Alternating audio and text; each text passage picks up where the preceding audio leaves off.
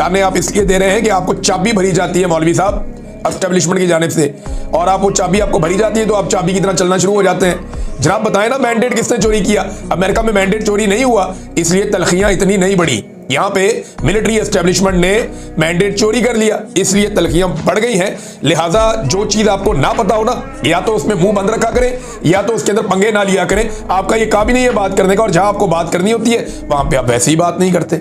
आप बताएं ना कि ये जो इस्तिस्ना ले लिया आपके फील्ड मार्शल ने, क्या इसकी शरई और इस्लामी नुक्ता नजर से कोई अहमियत या हैसियत है? आप बताएं ना, क्या ये इस्लामी है? क्या पाकिस्तान के आईन के अंदर ये जो चीज शामिल की गई है ताहयात इस्तिस्ना, क्या ये इस्लामी है? क्या ये शरई है? मुफ्ती मुनीर साहब इधर बोले ना, आप जो आपका एक डोमेन है जिसके अंदर आपको बात करनी है, उधर आपकी जुबान डरती है बात करते हुए। तो मुफ्ती साहब आप बात आ जाए, देखें हम आपको बड़ी इज्जत देना चाहते हैं, आपको साहब साहब कह के बुलाते हैं, लेकिन आपको लगता है इज्जत रास नहीं है, आप किस तरह के कामों में पड़ गए हैं?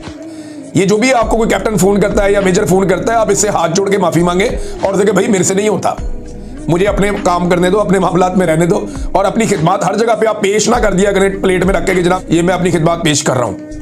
तो अपनी खिदमत को अपने तक आप रखें और बिला वजह हर चीज के अंदर आप ना उलझें। ये जमहूरियत का मामला है, आजादी इज़हार राय का मामला है, ये इंसानी हुकूक का मामला है, और इसके अंदर पंगेबाजी ना करें।